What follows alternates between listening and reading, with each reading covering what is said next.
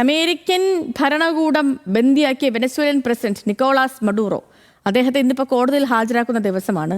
ഒരു പരമാധികാര രാജ്യത്ത് കടന്നു കയറി അവിടുത്തെ പ്രസിഡന്റിനെ അതും കേട്ടുകേഴ്വിയില്ലാത്ത രീതിയിൽ അവിടെ ഒരു രാജ്യത്തേക്ക് മയക്കുമരുന്ന് എത്തിക്കുന്നു.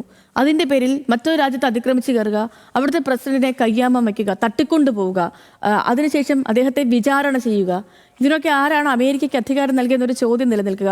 പക്ഷേ നമ്മളൊക്കെ ഇങ്ങനെ പറയുമ്പോഴും ലോക രാജ്യങ്ങളൊക്കെ തുടരുന്ന കുറ്റകരമായൊരു മൗനമുണ്ടല്ലേ. പ്രധാനപ്പെട്ട രാജ്യങ്ങളൊന്നും തന്നെ ഈ വിഷയത്തിൽ വലിയ പ്രതികരണങ്ങളൊന്നും നടത്തിയിട്ടില്ല. അങ്ങനെ പ്രതികരിച്ചൊരു രാജ്യം എന്ന് വെച്ചാൽ ചൈന മാത്രമാണ്.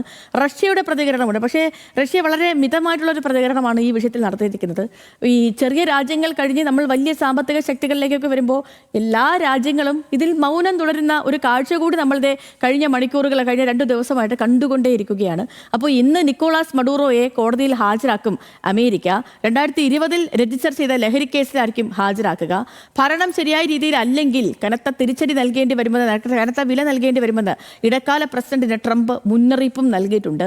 ദൈനംദിന ഭരണത്തിൽ ഇടപെടാൻ പദ്ധതിയില്ലെന്ന് US സ്റ്റേറ്റ് സെക്രട്ടറിയും പറഞ്ഞു. നിലവിലെ സാഹചര്യം എന്തൊക്കെയാണെന്ന് ആതിര സരസ്വതിനോട് കാര്യമായിട്ട് ചോദിക്കാം. Athira, good morning. ഇപ്പോൾ മറ്റൊരു രാജ്യത്തിൻ്റെ പ്രസിഡന്റാണ് നിക്കോളാസ് മഡൂറോ. അങ്ങനെ ഒരു പരിഗണനയുമില്ലാതെ, ഒരു സുരക്ഷാ ക്രമീകരണങ്ങളോ ഒന്നും തന്നെ ഇല്ലാതെ അദ്ദേഹത്തെ വിചാരണ ചെയ്യുന്ന ദിവസമാണ് ഇന്ന് അമേരിക്ക. അദ്ദേഹത്തെ കോടതിയിൽ ഹാജരാക്കുന്ന ദിവസമാണ് അമേരിക്ക.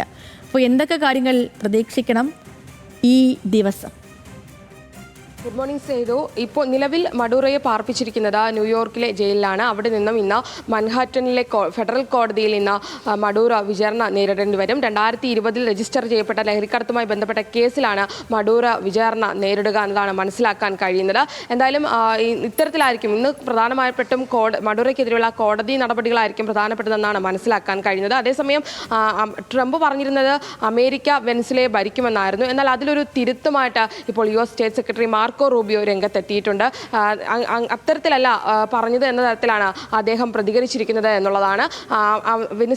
വെനസ്വേലയിൽ അമേരിക്ക നടത്തിയത് ഒരു അധിനിവേശമല്ലെന്നും മാർക്കോ റൂബിയോ പറയുന്നു. അത് നിയമ നടപടികൾ മാത്രമാണെന്നാണ് മാർക്കോ റൂബിയോയുടെ വാദമെന്നാണ് അവർ പറയുന്നത് എന്നുള്ളതാണ്. മറ്റൊരു പ്രധാനപ്പെട്ട കാര്യം, ഇന്ന് ഇടക്കാല പ്രസിഡന്റായി ഡെൽസി റോഡ്രിഗസ് അധികാരമേൽക്കും. പ്രാദേശിക സമയം 8 മണിയോടുകൂടിയാണ് വെനസ്വേലയുടെ ഇടക്കാല പ്രസിഡന്റായി ഡെൽസി അധികാരമേൽക്കുക. നേരത്തെ വെനസ്വേലയുടെ പ്രസിഡന്റ് മഡൂറോ മാത്രമാണ് എന്നൊരു പരാമർശവും അവർ നടത്തിയിരുന്നു. എന്തായാലും വിവിധ രാജ്യങ്ങൾ അപലപിക്കുന്നുണ്ട്. ഇന്ത്യയും വെനസ്വേലയ്ക്കെതിരെയുള്ള പ്രതികരണം അറിയിച്ചിരുന്നു. പക്ഷേ എങ്കിൽ തന്നെയും അമേരിക്കയെ കുറ്റപ്പെടുത്തുന്ന ഒരു സാഹചര്യം പല രാജ്യങ്ങളും സ്വീകരിക്കുന്നില്ല എന്നുള്ളത് ശ്രദ്ധേയമായിട്ട് കാണേണ്ടിയിരിക്കുന്നു. എയർഫോഴ്സ് വണ്ണിൽ ഇപ്പോൾ ട്രംപ് അഭിമുഖം കൊടുത്തുകൊണ്ടിരിക്കുകയാണ്. അതിൽ ട്രംപ് പറയുന്നത് വെനസ്വേല അമേരിക്കയുടെ പ്രദേശമാണ് എന്ന് പറയുന്നു. അതുപോലെ തന്നെ ക്യൂബയ്ക്കെതിരെ ഒരു പരാമർശവും ഈ എയർഫോഴ്സ് വണ്ണിൽ കൊടുക്കുന്ന ഇന്റർവ്യൂവിൽ ട്രംപ് പറയുന്നുണ്ട്. അതായത് ക്യൂബ പിടിച്ചെടുക്കുന്ന തരത്തിലൊരു പരാമർശം ഒരു ഭീഷണി പോലെ ട്രംപ് മുഴക്കുന്നുണ്ട് എന്നുള്ളതാണ്. അതായത് ക്യൂബയ്ക്കായി കാത്തിരിക്കൂ എന്നാണ് ട്രംപ് പറയുന്നത്. ക്യൂബ പുരോഹിതന്മാരെയും കന്യാസ്ത്രീകളെയും കൊന്നൊടുക്കിയ ഒരു കമ്മ്യൂണിസ്റ്റ് സ്വച്ഛാധിപത്യമാണെന്ന് ഒരു ട്രംപ് പറയുന്നുണ്ട്. എന്തായാലും ട്രംപ് വിവിധ രാജ്യങ്ങൾക്കെതിരെയുള്ള ഇത്തരത്തിലുള്ള നടപടികൾ വലിയ വിമർശനം നേരിടുന്ന ഒരു സാഹചര്യവും നിലനിൽക്കുന്നുണ്ട് എന്നുള്ളതാണ്. ലഹരിക്കടത്ത് കേസിൽ ഇന്ന് മഡൂറോ വിചാരണ നേരിടേണ്ടി വരും. സേതു.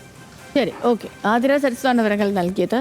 ഇന്നത്തെ ദിവസം ഇതുമായി ബന്ധപ്പെട്ട് നടക്കാനിരിക്കുന്ന മറ്റൊരു കാര്യം, UN യോഗം ചേരുന്നു, കൗൺസിൽ ചേരുന്നു എന്നുള്ളതാണ്. പിന്നീട് ഇപ്പം ഈ UN എന്ത് തീരുമാനമെടുത്താലും ഇതിലിപ്പം അന്റോണിയോ ഗുട്ടറസ് കഴിഞ്ഞ ദിവസം കടുത്ത പ്രതികരണങ്ങൾ നടത്തിയിരുന്നു. ഈ വിഷയത്തെ ശക്തമായി അപലപിച്ചിരുന്നു Antonio Guterres, UN general secretary. അപ്പോൾ ഈ വിഷയത്തിൽ ഇനിയിപ്പം UN ഇന്ന് ഇതിൽ എന്തൊരു തീരുമാനം, ഒരു കടുത്ത തീരുമാനം എടുത്താലും അത് ട്രംപിനെ ഒരു തരത്തിലും ബാധിക്കില്ല എന്നുള്ളൊരു സത്യം കൂടി ഒരു വശത്തുണ്ട്. കാരണം UN പോലും അംഗീകരിക്കാത്ത ഒരാളാണ് ഡൊണാൾഡ് ട്രംപ്. അപ്പോൾ അതുകൊണ്ട് തന്നെ അവരെടുക്കുന്ന തീരുമാനങ്ങൾക്കൊക്കെ ഈ അമേരിക്കയുടെ ഭാഗത്തു നിന്ന് അത്ര കണ്ട് വിലയെ ഉണ്ടാവുകയുള്ളൂ. പക്ഷേ പൊതുസമൂഹം, രാജ്യങ്ങൾ പൊതുവെ ഈ വെനസ്വേലയ്ക്കെതിരായ അമേരിക്കൻ കടന്നുകയറ്റത്തെ വലിയ സാമ്പത്തിക ശക്തികൾ, ഇന്ത്യ അടക്കമുള്ള രാജ്യങ്ങൾ അതിനെ അത്ര കണ്ട് ഈ അമേരിക്കൻ നടപടിയെ അപലപിക്കാനോ അല്ലെങ്കിൽ അതിനെതിരെ സംസാരിക്കാനോ മുതിർന്നിട്ടില്ല എന്നൊരു ഫാക്റ്റ് കൂടി ഒരു വശത്ത് നിൽക്കുന്നു.